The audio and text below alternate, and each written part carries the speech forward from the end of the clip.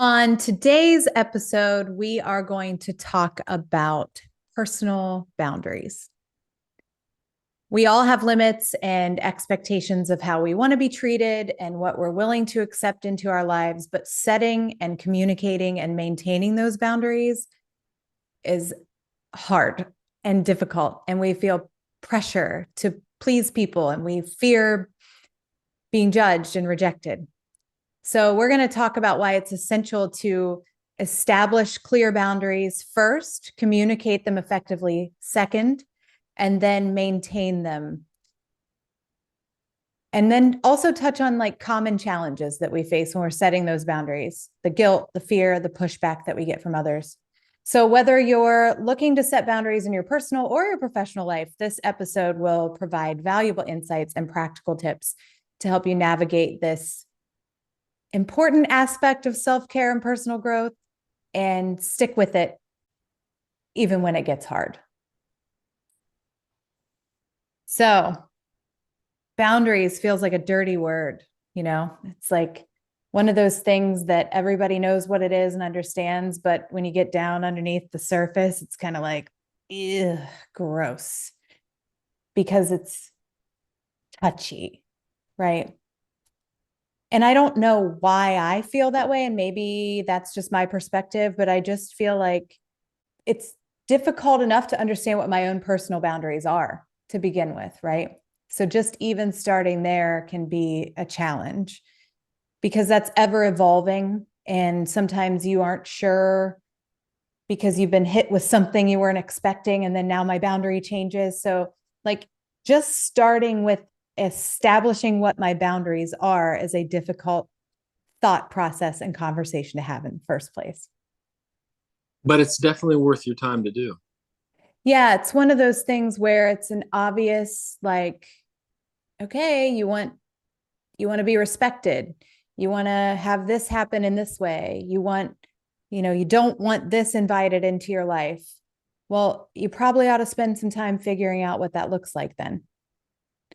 Because if you don't, no one else is going to.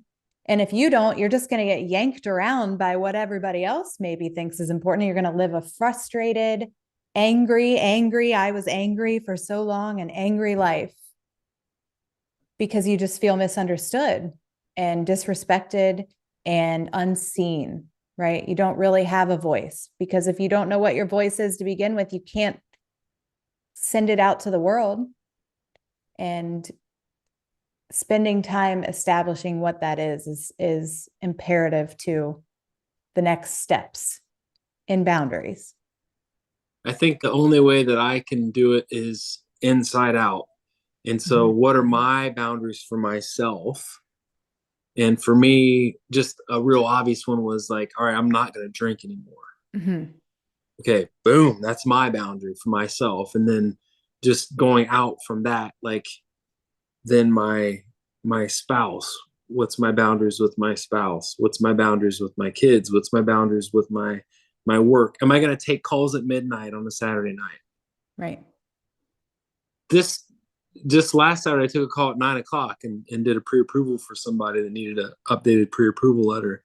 But I was able to do it and it was fine. But like at midnight, I might not be awake enough to, no one's going to come. It's a silly example, but It's actually not a silly example. We've had that happen. I mean, just as the example, and maybe, it's easier because we have each other, but I can think of instances where there are people texting late at night, whether it be a business referral partner or a customer needing something, because that's when everybody's laying in bed thinking about, oh shit, all the things that I need to do and forgot to do. And I better text them now before I forget, or stressing out in a highly emotional home buying process. Right. So if we hadn't established, I think to your point internally early on, like I am available for my customers 24/7, but not really. Like midnight is off limits because I'm a human and I'm okay with that. This can wait until 9 a.m. tomorrow on Sunday.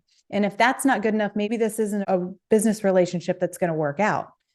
But like feeling that inside first with conviction and knowing that so that it's not like every time somebody needs something from me with respect to what we do for our business in this example, I don't have to like say how high when somebody says jump. Yeah.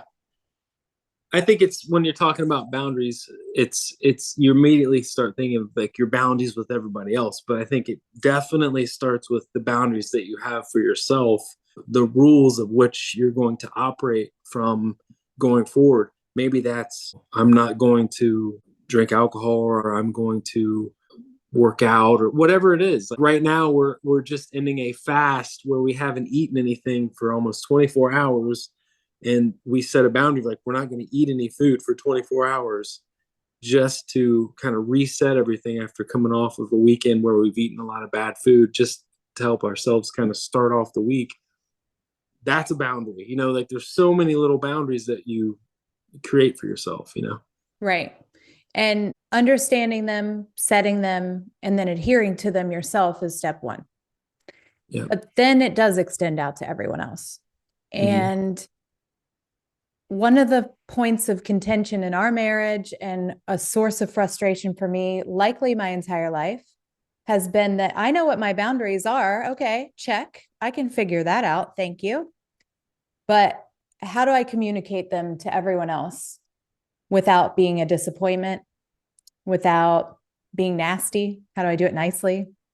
Without being bossy, without being selfish? How do I communicate effectively what my needs are, what my demands are without being demanding? And a major source of my frustration was that I never really understood how to do that effectively. And so then I would just not and expect everyone else to just magically know what my boundaries were, what I needed. And then when they weren't delivering, explosion, right? And I think that's pretty common. I think people feel a responsibility to protect people. Like protect yourself, sure, but when it comes to setting boundaries with others, it's like yourself goes out the window because you don't want to come across as any of those negative things. And so you don't. And you just maybe had a bad experience because you didn't deliver properly. And then you are gun shy to like even try again, right? And so instead, we resort to not saying anything and getting upset about it, and then are confused why it didn't work out, why we feel unfulfilled, why we're angry, why our relationships aren't in the condition that we wish that they were, and potentially point blame at everyone else. People pleasing and judgment is such a huge thing because it usually stems from this feeling of like not wanting to be selfish. But I think it's important to establish that having boundaries isn't selfish, it's self-interested. And if we can differentiate between the two, when we know what our boundaries are, when we're trying to communicate them, we will remove judgment and pressure from ourselves by understanding the difference. Selfish is what I was probably leaning toward when I wasn't communicating effectively. And it was just more like, I don't really give a shit about anybody else's feelings or what anybody else needs. This is what I need. So I'm just going to either expect that they know and be mad when they don't, or just do it and not really care what they think. And that's not the right approach, right? Obviously, that doesn't yield positive results. It does not establish an effective way of respecting each other. But self-interest is a completely different animal. Self-interest is adhering to what you need and understanding it and feeling conviction about it and presenting it in a way that is digestible and that makes sense to the people that you are, establishing these boundaries with outside of yourself, in a way that's compassionate and empathetic to how they might feel or what they might need.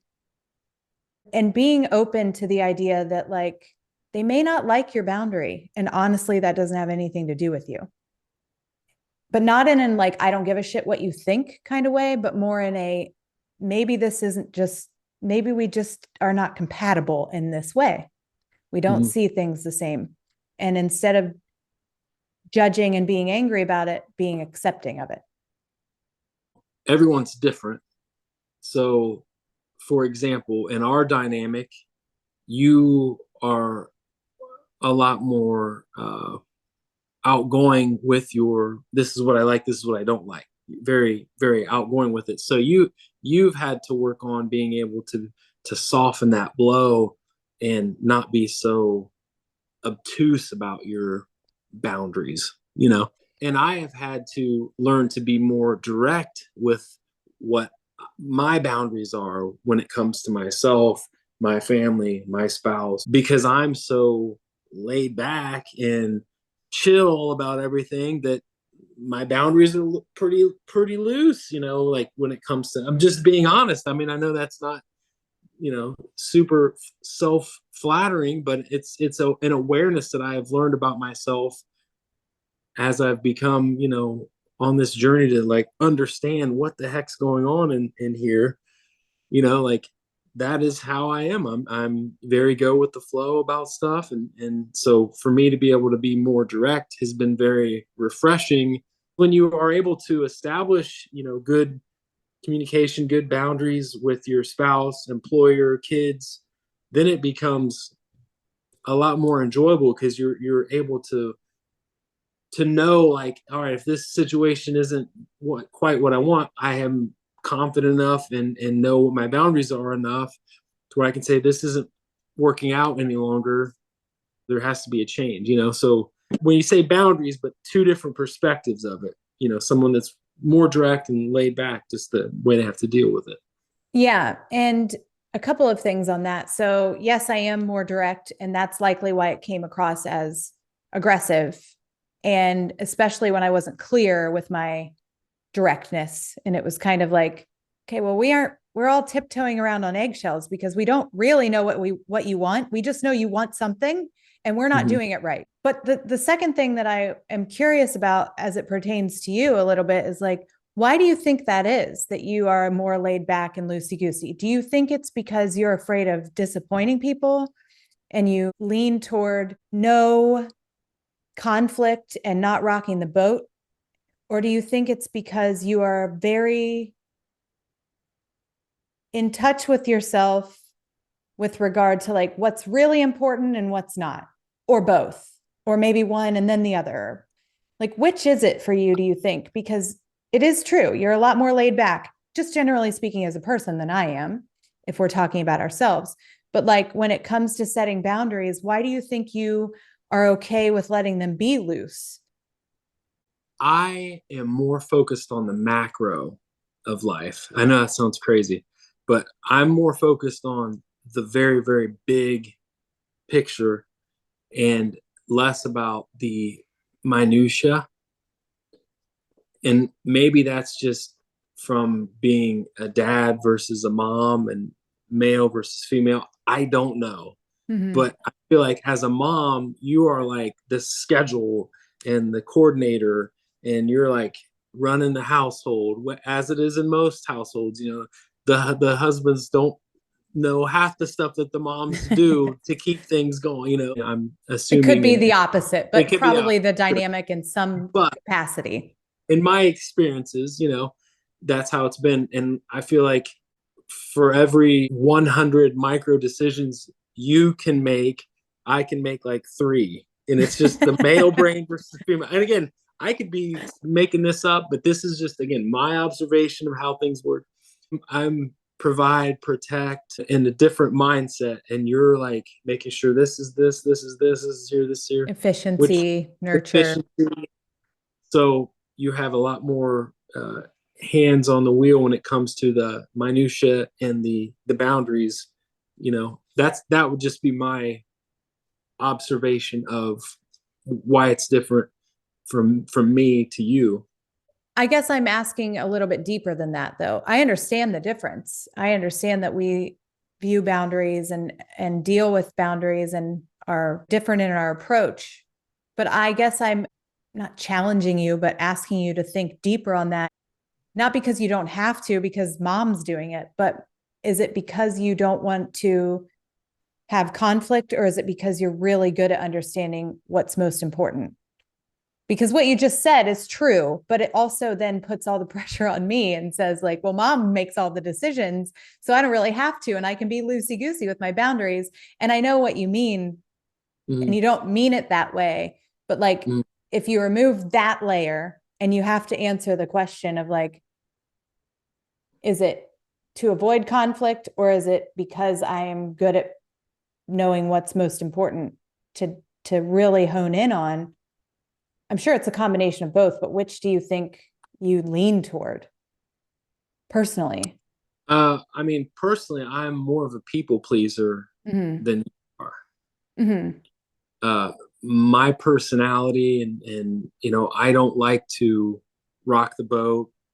I just want everyone to get along. Um, so if that's what you're looking for, yes. Well, it is, but I would say that like I feel the same way too. I'm not like running around trying to rock the boat or make anyone uncomfortable in establishing boundaries. I'm not looking for conflict. It's just I don't shy away from withstanding my boundaries to avoid conflict, maybe is the way to say it. And I wonder if you feel like you do or you need to because of your personality being a little bit more laid back. I would say that it's more of a big picture thing for me. And I don't really care where we eat as long as we're all happy, we're all make a good joint decision. And you might care where we eat. Sure. So As it's, if they're looking for an example, like, well, and when you give that example, it kind of answers the question. You lean toward, I don't want conflict. I'm a people pleaser, but also I especially don't want it in instances where I feel like it's not important. I just know I'm going to eat. I'm not real picky about what I eat. If you're feeling sushi, great. That sounds great to me too. Well, and that's an easy example. That's just kind of a surface level example. But when it comes to like things that are more important than where we eat and that are deeper than that, I feel like you personally do approach those boundaries differently, but some people don't. And they aren't really confident or strong enough to, right? Because they do really actually feel bad about something that's really important to them. They feel bad vocalizing that it bothers them or that they need something different.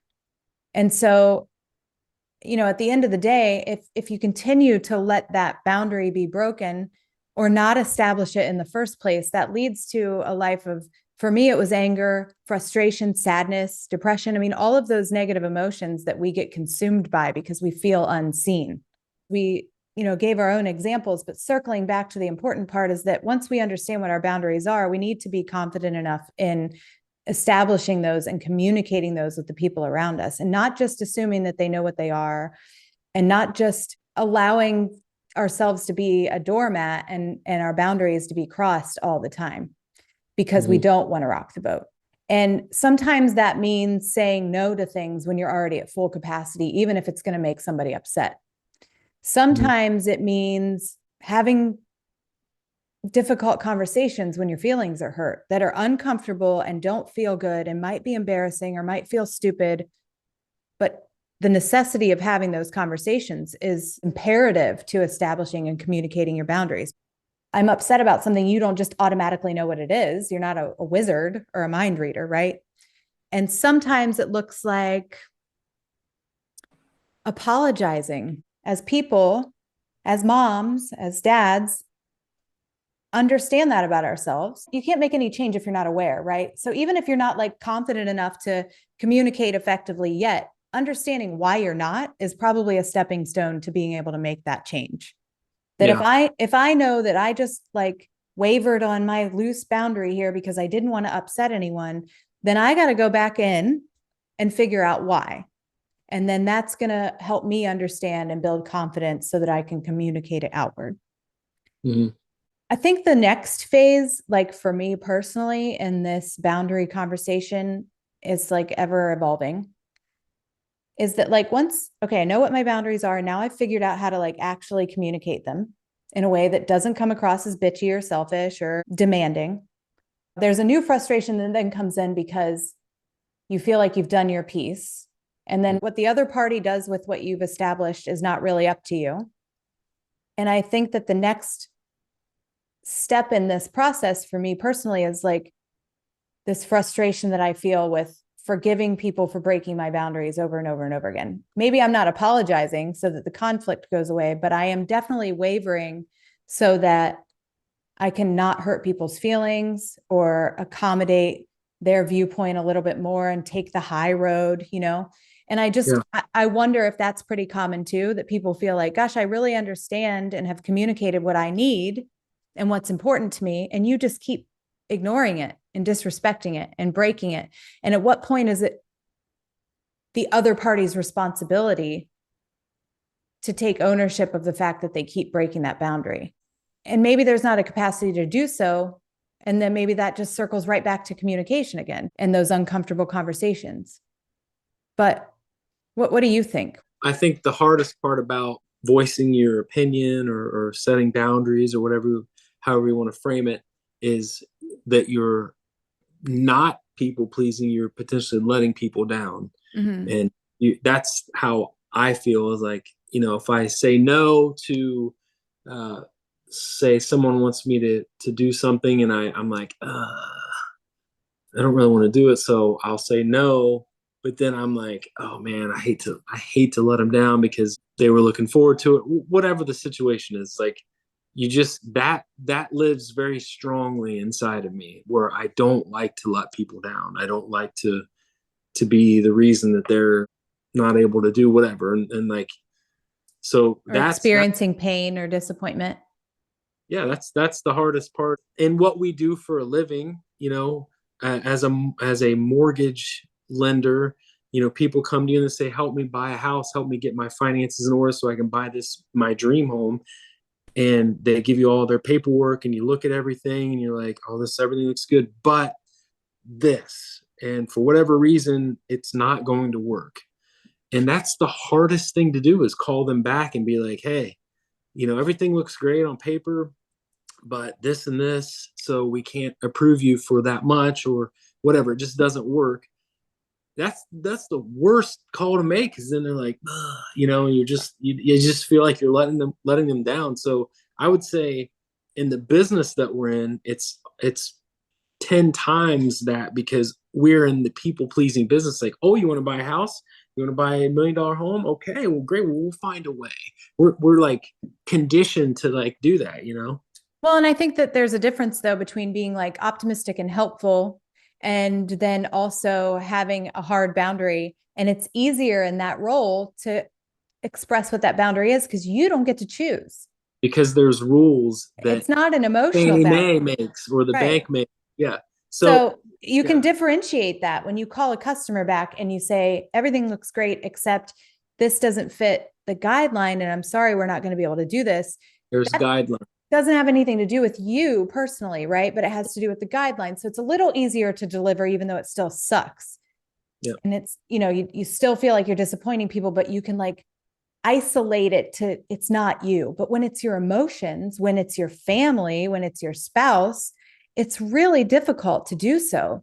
And you feel a responsibility to protect people, and you feel a responsibility to not let them down. And so when they feel this negative emotion toward you, and it's because of a boundary that you've set yourself, no rules or guidelines, it's really difficult.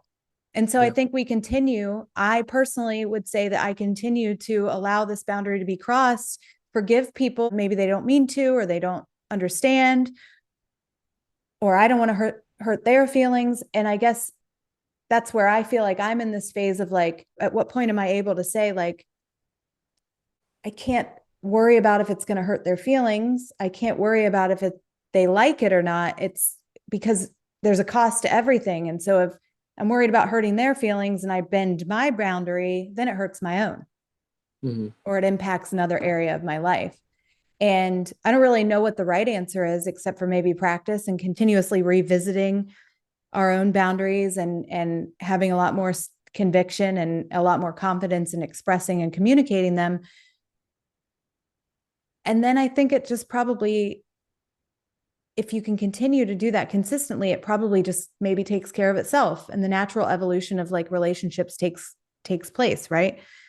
It's just really difficult when it's someone who's close to you. It's difficult when it's somebody who is an integrated part of your life, like your spouse or your kids or your parents or whatever the case may be, right? Because it's not that evolution of like people just kind of come and go as the situation fits, or as the boundaries are withheld. That doesn't necessarily always come into play with family, and that can be really difficult. And I think most people could probably relate to that. I think it's probably then comes back to yourself again, and understanding how to deal with that emotion and having rules in place or methods in place or tools in your toolbox that you use, like no or hell yes. And we've talked about that before, but we just had that conversation this morning about something. And what's the rule? If it's hell yes, then it's a hell yes. And if it's a no, then it's a no. And there's no in between. And what if it's like, well, but I should, or maybe? Then it's a no. Right. And that's hard to adhere. It's hard to stand by, but it's at least helpful in breaking it down to a really simple way of making a decision. I think if you look at our lives before we implemented no or hell yes as an example, it's just one of the tools, like you said, to be able to determine what are my boundaries and what are the things that I'm willing to do. Before that was part of our life, you were relying more on people pleasing and not wanting to rock the boat or being a complete bulldozer and to hell with anyone else's feelings. You had no guidelines. And then fast forward to now where there's like some pretty historical record of no or hell yes and why it's valuable as a tool. That's the ongoing difficulty in people pleasing and boundary setting and communication, because you find yourself in these situations where you didn't mean to say yes to something, but it just, you didn't want to hurt somebody. And so I suppose that the conviction comes with practice of making sure that those boundaries stay in place. And like I've mentioned, I'm in that spot where I'm wondering, how do I not get so frustrated when someone time and time again breaks my boundary when it has been clearly communicated, and when I do know what it is and it wasn't presented in a way that was uncertain or bitchy, it was in a respectful way. What do I do with that? I'm in that phase of this, but there are a lot of people who are still in the phase of like trying to figure out what are my boundaries and why. How do I communicate them effectively instead of bitchy? I'm grateful that I'm kind of through that, but it's kind of like a never ending, where's the light at the end of the tunnel of like, and is there ever a moment where like you're just always going to upset someone probably, right? Because that's not the fuzzy feel good answer, but it's the reality is that with boundaries, there comes cost. With boundaries, there is conflict. And I suppose accepting that is just another part of the boundary setting process. I'm not quite there yet. You say yes to something that you should have said no to, and then you end up going to that event or being in that situation that you should have said no to, but you said yes. It wasn't a hell yes, it was a yes. And then an obligatory. So who's paying the price there? Well, it's going to be ultimately yourself. Yeah. So you're the one then that's being compromised. And so I suppose you then put that in your memory toolbox and you go, okay, well, the last time I allowed my boundary to be bent to preserve someone else's feelings, I ended up here. And even if it's just little eensy teensy steps in the right direction, you bookmark that. And the next time you make a small decision that has a little bit of a bigger impact until it kind of chips away. Yeah. It's never set it and forget it and I'm good to go. It's a daily awareness. And that's why you have these, like, for example, no or hell yes, because otherwise, what is your litmus test on new information that's coming in? It's like, oh, that's a no or that's a hell yes. And there's just no in between. But there's always going to be new daily drama. There's always going to be new things that are coming at you. And I would say most of us probably don't have new current boundaries. Like when we're in school and we're all part of that system, it's all given to us. Here's your boundaries. Bubbles and wings, baby. Yeah. Here you go. Be quiet, sit down, learn.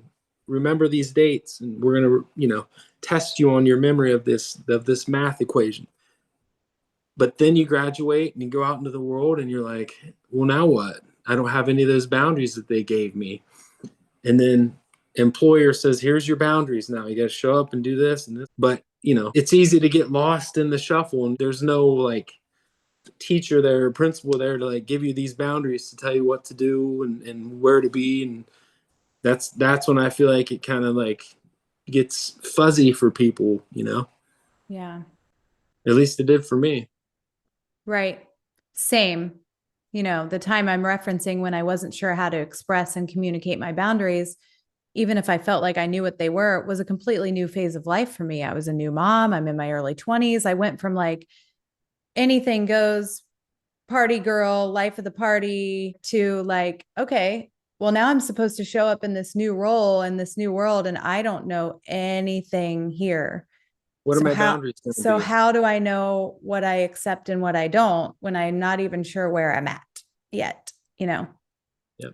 And I'm hopeful as a human being vulnerable right now. I'm hopeful that this phase of the boundary setting and people pleasing that I'm in currently, that I feel like is kind of the third progression here, I'm hopeful that I'll get through it and be able to look back and maybe be presented with a new challenge of boundary setting, but be able to look back and be like, okay, well, I kind of figured out how to navigate that too, as we often do as we go through the phases of challenges in our life.